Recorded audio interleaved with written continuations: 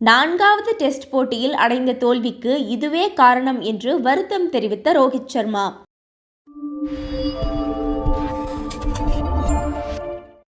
India மற்றும் Australia அணிகளுக்கு இடையேயான 5 போட்டிகள் கொண்ட பார்டர் கவாஸ்கர் டெஸ்ட் கிரிக்கெட் தொடரின் 4வது போட்டியானது நிறைவுக்கு வந்தது.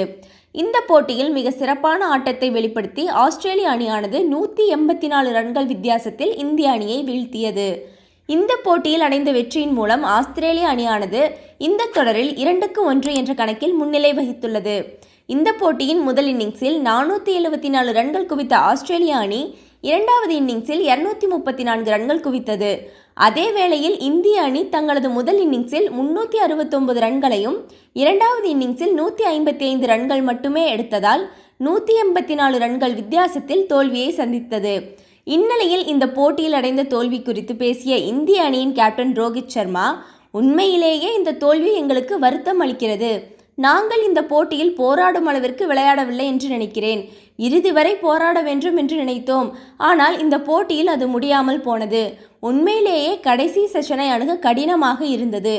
ஒட்டுமொத்தமாக இந்த போட்டியில் நாங்கள் எங்களுக்கு கிடைத்த வாய்ப்பை தவறவிட்டதால் தோல்வியை சந்தித்துள்ளோம். ஆஸ்திரேலிய அணி இரண்டாவது இன்னிங்ஸில் மிக சிறப்பாக மீண்டு வந்தது. நான் இந்த தோல்வி குறித்து நிறைய யோசிக்க வேண்டியுள்ளது. ஒரு அணியாக நாங்கள் இன்னும் சிறப்பாக விளையாட வேண்டியது அவசியம். இந்த போட்டியில் எங்களுக்கு வாய்ப்புகள் கிடைத்தும் அதனை பிடிக்க தவறிவிட்டோம். அதுவே எங்களுக்கு தோல்விக்கு காரணமாகவும் அமைந்தது என இந்திய அணியின் கேப்டன் ரோஹித் சர்மா பேசியது குறிப்பிடத்தக்கது.